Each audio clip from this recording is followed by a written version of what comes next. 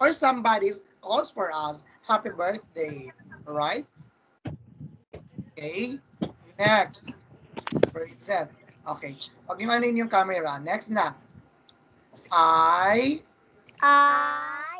comb my hair. I comb my hair. Ako lang yan. Next. I brush my teeth.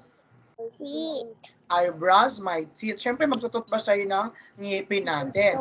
We should brush it. Ano yung camera na? Steady po. Next. I like my school. I like my school. Say it first. My school. Very good. Next. I love my parents. I love my parents. Very good. Next. My dad is my super hero. Yan. My dad is my superhero. Very good, Junior. Next.